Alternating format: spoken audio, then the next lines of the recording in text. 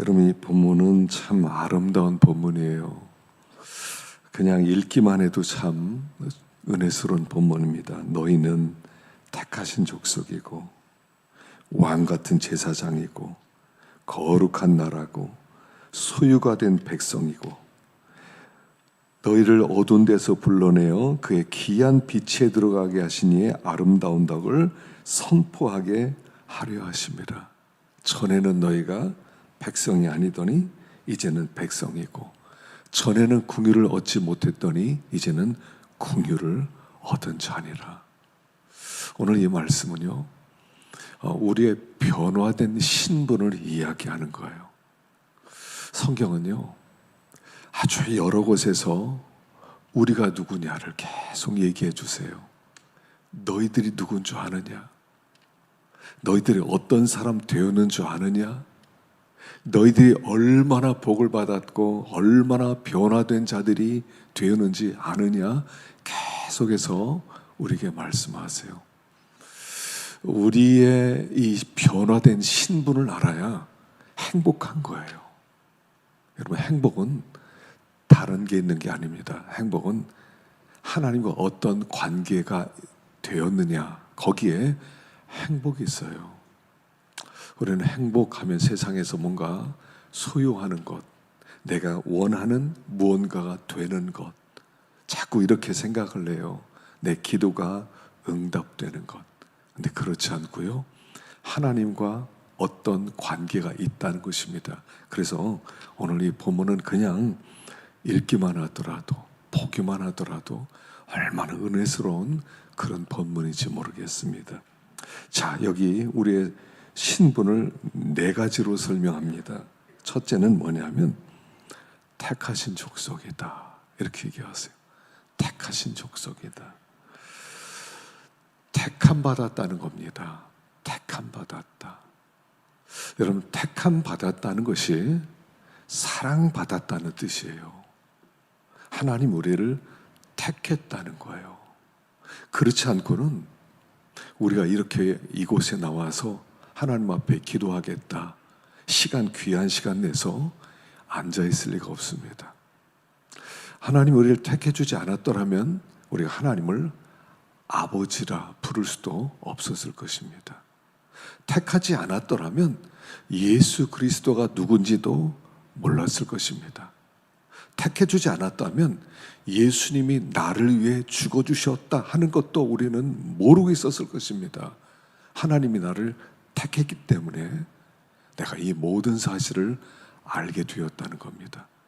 이게 사랑받는다는 거예요. 택했다는 것은 뭐냐면 사랑받았다는 뜻이에요. 하나님이 내가 너를 택했다, 그에게는 너를 사랑했다, 이런 뜻이에요. 하나님 우리를 사랑했다 하는 겁니다. 사랑에는 목적이 있어요. 하나님의 사랑에는 내가 너희를 선택한 목적이 있다. 그 목적 때문에 너희는 나에게 선택받은 거다 라고 말씀하세요. 그래서 우리는 하나님의 기뻐하는 뜻을 이루기 위해서 선택받았어요. 얘들아, 내가 너희를 선택해서 내 사랑 전부를 쏟아 부었는데 그거는 너희들이 내 소원을 좀 이루어주면 좋겠다, 그겁니다. 그 소원이 뭐냐면 그 뒷부분에 나온 말씀이에요. 사실은 너희를 어두운 데서 불러내어 그의 귀한 빛에 들어가게 하시니에 아름다운 덕을 선포하게 하려 하심이라. 하나님이 어떤 분인지 세상 사람들이 몰라요. 하나님이 누군지 몰라요. 너희를 내가 사랑해서 너희들이 와, 내가 이 사랑받았구나, 하나님 나를 이렇게 선택했구나, 나를 이렇게 구원했구나, 마침내 하나님의 그 영원한 생명의 나라, 빛의 나라에 들어가게 하시는구나, 내가 이것을 있는 힘을 다해서 살아있는 동안 사람들에게 알려야 되겠다. 그래서 하나님이 우리를 선택했다 하는 겁니다. 선택에는 목적이 있다는 거예요. 하나님 우리를 선택하셨어요. 그래서 우리 모든 사람은 하나님의 사랑을 받는 사람이에요.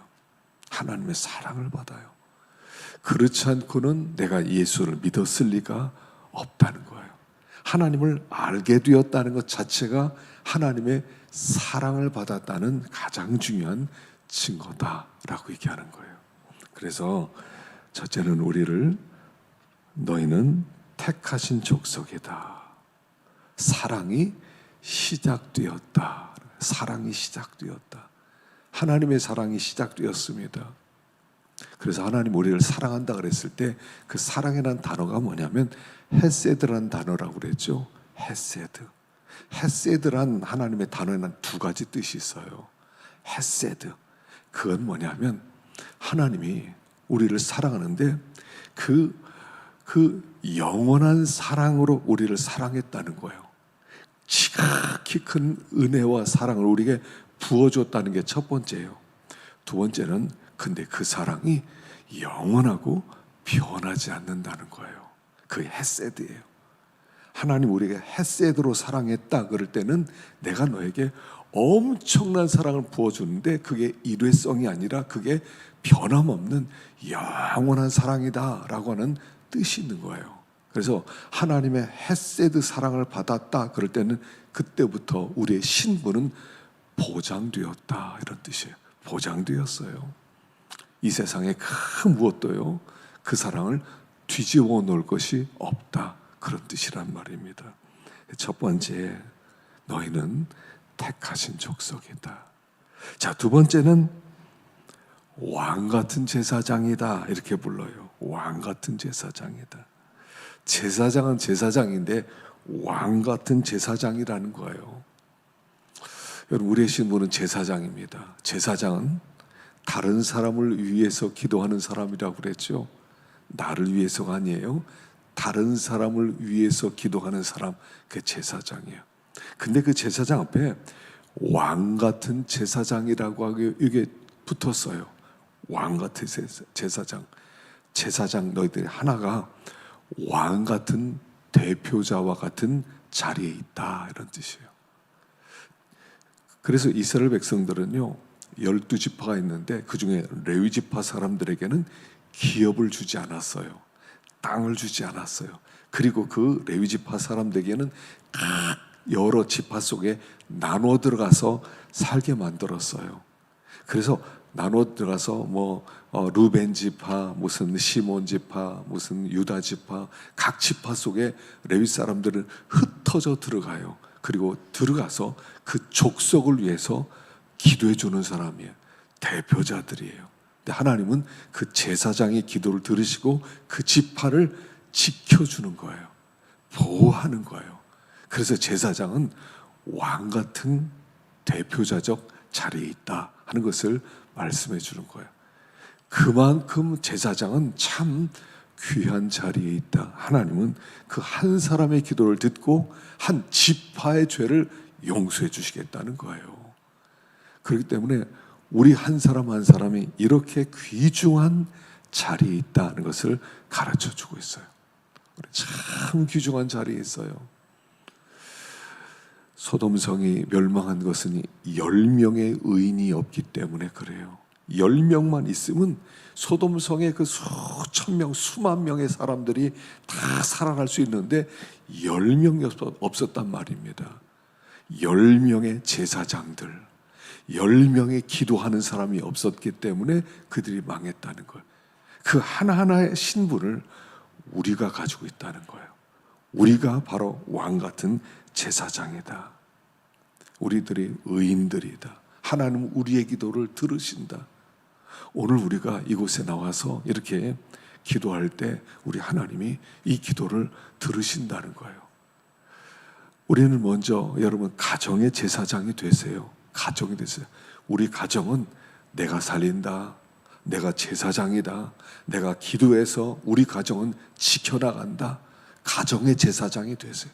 학생들은 학급의 제사장이 되세요.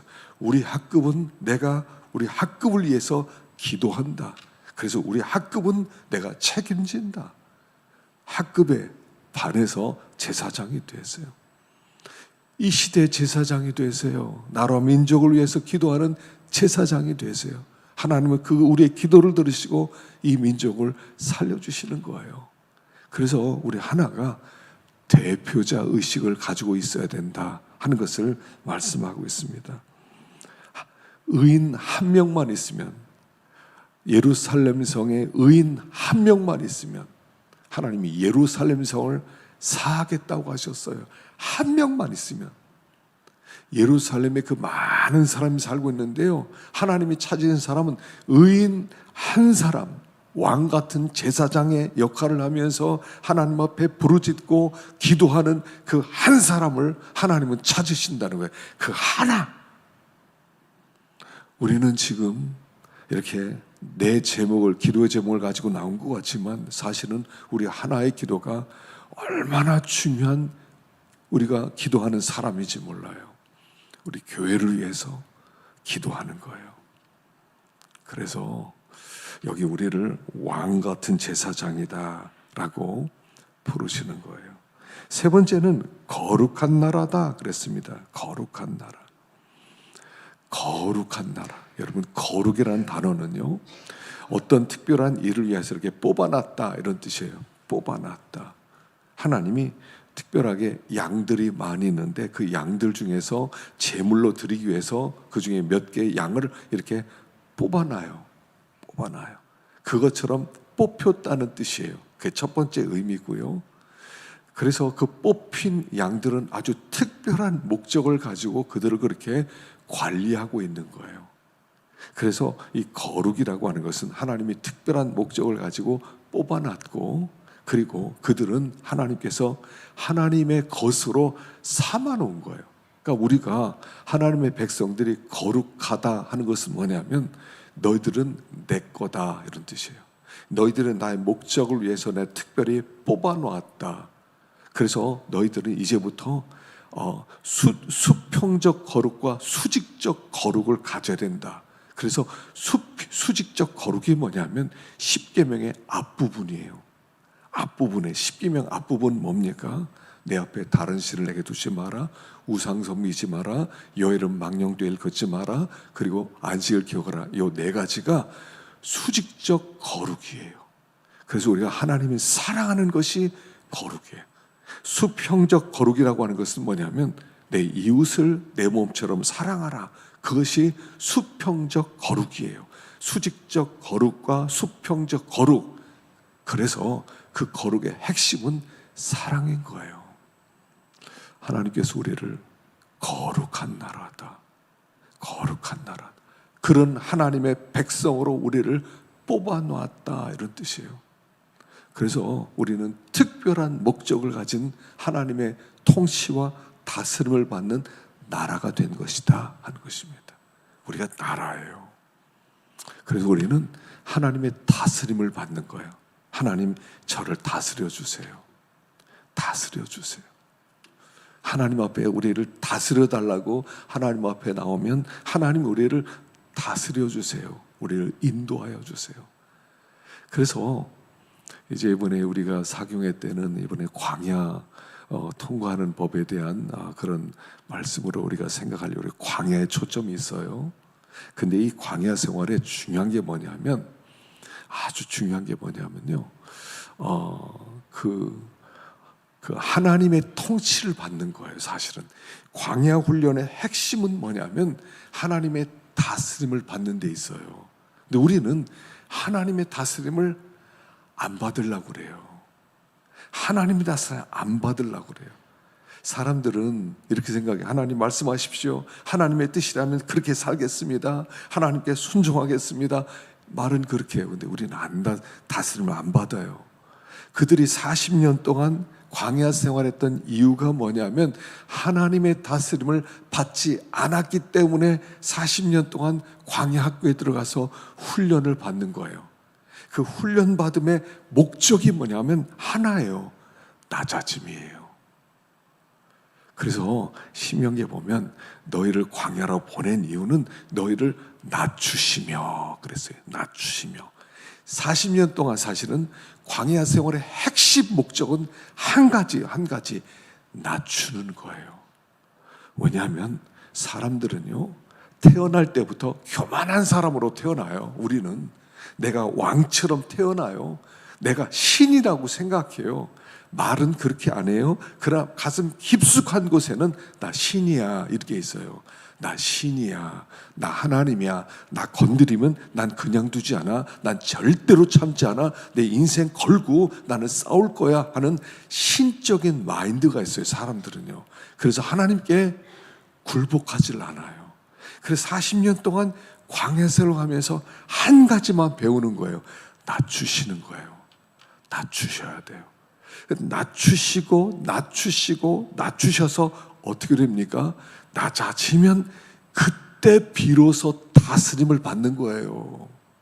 그때 비로소 다스림을 받으면 그게 광야 생활의 끝이에요. 광야 생활을 벗어나지 못하는 이유는 뭐냐면 안 낮아져서 그래요. 안 낮아져서 우리가 교만하기 때문에 말로는 겸손한 척 다 하고 앉았지만 사실은요 하나님께 통치 절대로 안 받고 있어요. 나는 절대로 안 받아. 내가 누군 줄 알아. 이런 마음이 있기 때문에 이 광야에서 이런 사건 저런 사건 이런 어려움 저런 어려움을 통해서 우리를 자꾸 낮추는 거예요. 조금 낮아지면 그때부터 설교가 들려요. 말씀이 들려요. 다스림이 들려요. 아, 이거 하나님이 기뻐하는 거구나. 그거 배우는데 40년이 걸렸다는 얘기예요. 40년. 거룩한 백성으로 하나님 우리를 불러주시고 광야로 보내신 다음에 우리를 낮추시고 우리를 어렵게 하시고 우리를 괴롭게 하시고 그래서 우리들과 마침내 나는 아무것도 아니구나. 이 광야에서 나는 아무것도 아니구나. 편안할 때는요, 내가 뭔가 되는 것 같았어요. 이것도 내 힘으로 할 수 있고, 이것도 내 힘으로 할 수 있고. 근데 광야로 딱 들어가니까 내가 할 수 있는 일에 아무것도 없어요. 하나님이 물 주셔야 먹을 수 있고요. 아침마다 만나 주셔야 먹을 수 있고요. 저녁에 메추기 보내주셔야 먹을 수 있고요. 하나님이 보호해 주셔야 살 수 있고요. 광야에서는요, 철저하게 하나님을 느끼는 곳이에요. 나는 아무것도 아니구나. 하나님 없이 나는 아무것도 할 수 없구나. 그럴 때 낮아지는 거예요. 그러면 광야에서 나오는 거예요. 그게 제일 중요한 게 우리를 거룩한 나라다 이렇게 불러놓고 통치도 안 받고 순종도 안 하고 지 마음대로 하고 싶은 대로 되는 대로 기분 나는 대로 움직이니까 하나님이 광야로 보내서 우리를 낮추시는 거예요. 광야의 특징은 없는 거예요. 없는 거. 아무것도 없어요. 그냥 없어요. 아무것도 없어요. 가게도 없고요. 밭도 없고요. 뭐 물건 살 수 있는 것도 없고요. 아무것도 없어요. 이것도 없고 이것도 없고 이것도 없고 다 없는 곳이 광야예요. 거기서 내가 할 수 있는 게 없다는 거예요. 하나님으로만 살 수 있다는 걸 발견하는 게 광야 생활의 목표예요. 그때 비로소 거룩한 나라가 되어서 광야에서 나오는 거예요. 거룩한 나라가 되어서 광야에 나와서 거룩한 나라로 가나안 땅 들어가게 하는 것 하나님의 계획이다 하는 거예요. 우리를 거룩한 나라라고 불러주셨어요. 하나님의 통치와 다스림, 하나님께 온전히 굴복하는 사람 되게 하는 것 하나님의 뜻이다 하는 것이에요.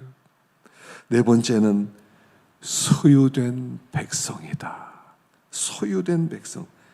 하나님의 소유가 되었다는 겁니다. 하나님의 기업이 되었어요. 하나님의 소유가 되었어요. 나는 내 것이 아니라 하나님의 것이에요. 근데 이게 최고의 위로예요. 이 하이델베르의 첫 번째예요. 우리의 최고의 위로는 뭐냐? 우리는 내가 내 것이 아니라 하나님의 것 되었다는 것이다. 이 세상 어떤 것도 나를 더 이상 소유할 수 없고 죽음도 나를 소유할 수 없고 마귀도 나를 소유할 수 없고 어떤 것도 나를 소유할 수 없고 하나님만 나를 소유하실 수 있다는 것이 성도의 최고의 위로라는 거예요. 내가 하나님의 것이에요.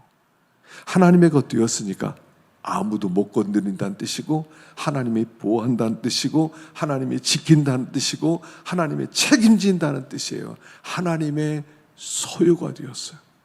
나는 하나님의 것이에요. 그래서 이 땅에 그 어떤 것도 두려워할 거 없어요. 물 가운데로 지날 때 물이 너를 침몰하지 못할 것이다. 불 가운데로 지날 때 불이 너를 태우지도 못하고 사르지도 못할 것이다. 나는 너의 하나님이다. 너의 구속주다. 라고 말씀하는 거예요. 우리가 여기 이 네 가지의 우리의 정체성은요, 택하신 족속이요, 왕같은 제사장이요, 거룩한 나라요, 소유된 백성이라는 걸 하나하나 가만히 생각하고 보면 우리가 보통 사람들이 아니라는 거예요. 우리의 신분이 보통 신분이 아니라는 거예요.